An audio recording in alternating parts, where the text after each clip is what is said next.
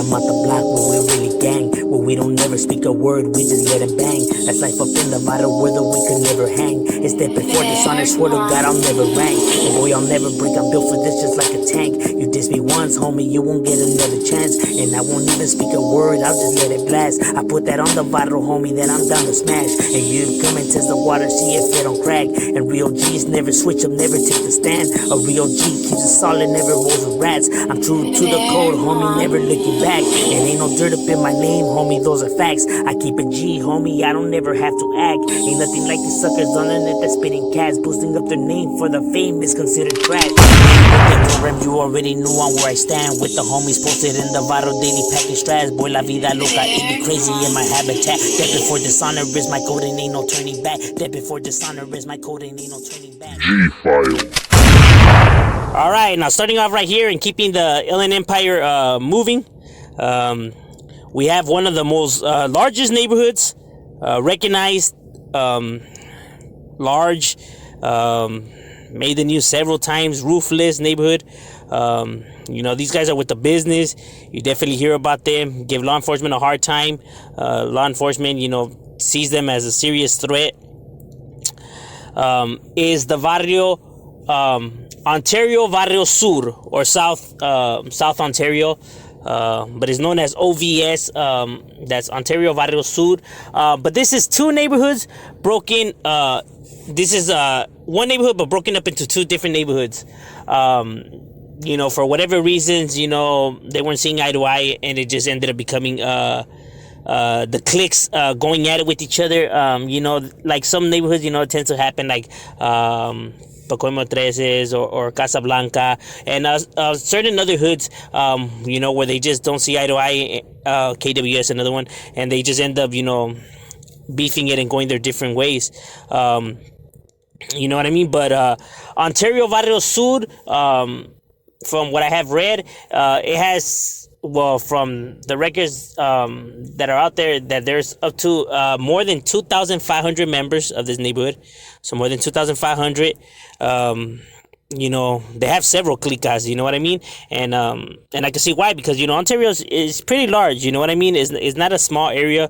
You know, you do have like a lot of space, so you're gonna get several cliques, you know, because they do have several cliques. But the most recognized clique of theirs is the Black Angels.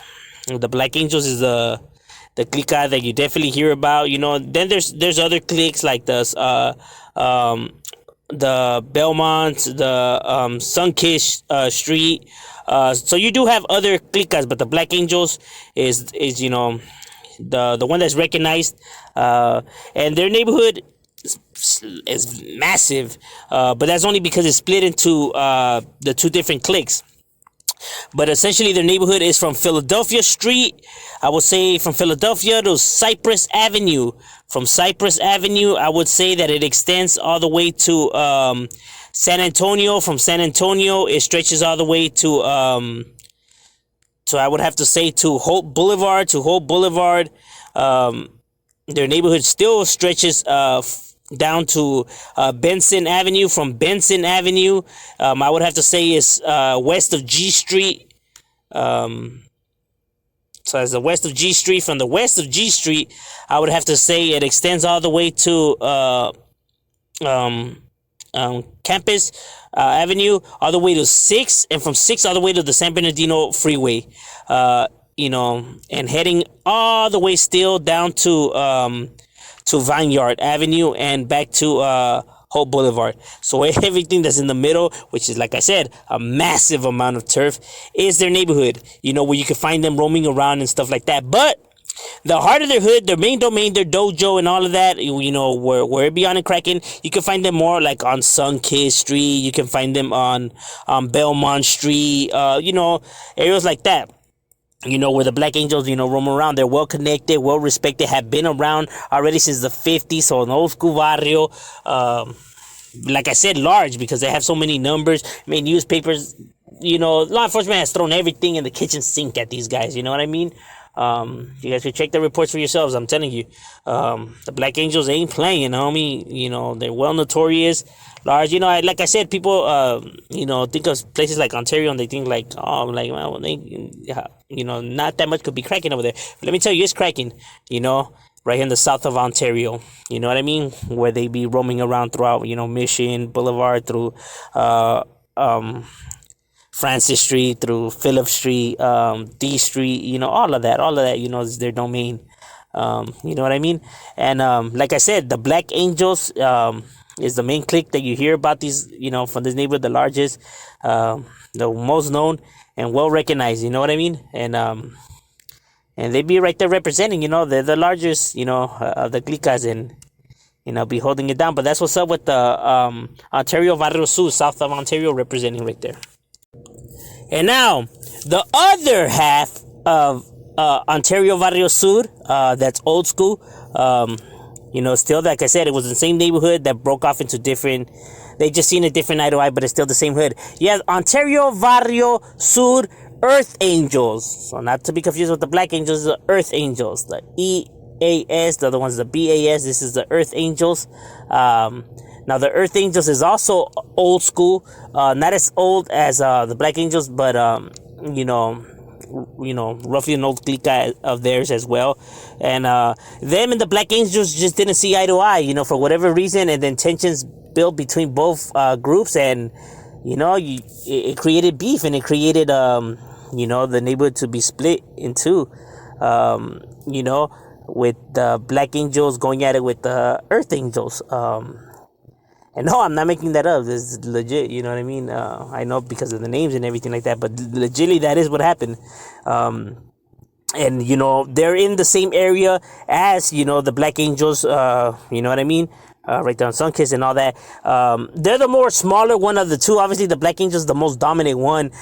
With the Earth Angels, I was told only roughly being like about 40 heads, 50 heads. And although, you know, you don't see them up as much no more or hardly at all, you know, due to the Black Angels just dominating or whatever, they still have, you know, their older homies around, and they're still members of theirs that represent theirs, you know what I mean? And occasionally you will have some youngsters, you know, because like if there's one thing I know is that nothing ever really dies, you know what I mean? It just multiplies. I mean, it could you know, go inactive for like a few years, and then it just makes a comeback. You know what I mean? But like I said, they still have homies that represent theirs, you know what I mean? A homie's very prideful, and he's just not gonna roll over and die, you know what I mean? That's just how it is. But yeah, you know, there is the Ontario Vario Sur Earth Angels that, yeah, they see themselves different than the Black Angels and the rest of the hood. So you do have them, you know, within this area. And like I said, a little bit more smaller, going up against the grain. It is what it is, but that's the Ontario Vario Sur Earth Angels right there. All right, and here, also right here in Ontario, north of Ontario, we have the North Side Ontario, the NSO. NSO is roughly a little bit more of the more smaller set when we're talking about this area, due to the fact that South Ontario just has, you know, large numbers, everything on lockdown, makes recruitment hard, you know what I mean? But North Ontario, don't ever get it twisted, Northside Ontario still has numbers. They with the business. Roughly told that they're a little less than 100 heads. Their territory stretches from east of G Street to north of Grove Avenue, and I would say from that it would extend to east of 4th Street to where the freeway's at, East Fresno Street. You know what I mean? So everything in the middle is what's considered their neighborhood. You know, East 1st Street, and Mercado. But the main street, their dojo, you know, where it all goes down, is actually right there on Calaveras Avenue. That's why they're known as Northside Ontario Calaveras. That's the name of the street. The street, you know, that stretches in the heart of their hood. You know, their dojo, really close to the park right there, the John Galvin Park. You know what I mean? That's, you know, where they hang out, where they do their thing, where, you know, beyond and cracking. These guys ain't no chumps. They with the business throughout those back streets, throughout Del Norte Avenue, El Dorado, and all of those streets. It's what's considered their turf, and they've been right here since the I was told since the late 60s, early 70s, when I was told that Northside Ontario has been right here.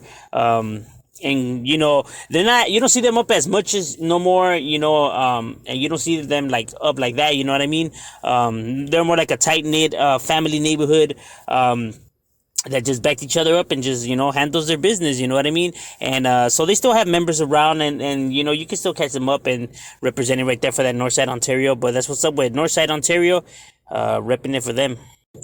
And yes, sirritos, there is also a Eastside Ontario, ESO, or betterly known as YGW. YGW is Eastside Ontario, which is on the opposite side of the freeway, so a little bit more further away. You know what I mean? Now, there were a tag banging crew that originated out of the Watts area. I was told they were a tagging crew first. They were a tagging crew that came out of the Watts area, and then they transitioned into a tag banging crew, and then into a neighborhood. You know what I mean? But Watts is the area, I was told that in which they started, you know what I mean? That they stood for Young Grape Watts, because they were future, Grape Street Watts that were supposed to get in. But then they settled down over here in the IE and started recruitment roughly around the 80s, early 90s is when, they made that transition. You know what I mean?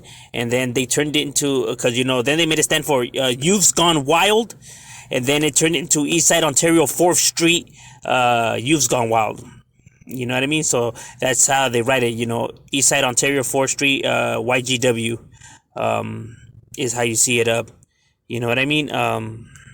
For their side, and their neighborhood is on 4th Street, like the area that they claim, but it's from 4th all the way to Vineyard, from Vineyard to where the freeway's at, so everything that's in the middle, so through Plaza Serena, through Rosewood, through Sacramento Avenue, through J Street, through San Diego Avenue, through Granada, through all of that is what's considered their neighborhood. All those back streets, Merced, Napa, all of that is what's considered, the Eastside Ontario Youth Gone Wild neighborhood, which is not a deep neighborhood, because they were never like a deep tagging crew, banging crew, whatever. I was told that they're roughly only about 60 heads, 50, 60 heads, so a little bit more smaller size neighborhood. But nonetheless, homie, they right there, they repping it, for theirs, and they ain't no changes because they used to be a tagging crew. Don't mean nothing. They'll handle business, and that's what's up with the Eastside Ontario right there. Now making our way up onto the Inland Empire to roughly more of a smaller location, which is known as the Alta Loma location. Alta Loma does have gangs, even though, it looks nice and stuff like that. It does have its rough areas, just like anywhere else. That's just how it is. You can find them. Was known as the Alta Loma Vatos Locos neighborhood is located right there on Montavista Street. What's in the middle of 19th Street and Montavista Street.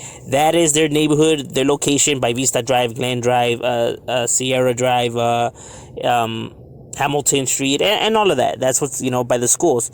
But Montavista Street is their main location, their main hanging out spot where they get it on and cracking. And like I said, this neighborhood has always been a smaller neighborhood due to the area, being gentrified, and it's not even a large area in itself. They were only roughly, I was told, about 40 heads, so more of the more smaller gang. But nonetheless, a real gang, that's been around since the late 80s, early 90s, and represents right there for theirs, you know what I mean? But that's what's up with the Alta Loma Vatos Locos. And no, it has no connection to the rest of the Vatos Locos gangs out there. It's a common theme that you're going to be hearing that name, be used quite frequently around this channel. But yeah, that's what's up with the Alta Loma Vatos Locos right there.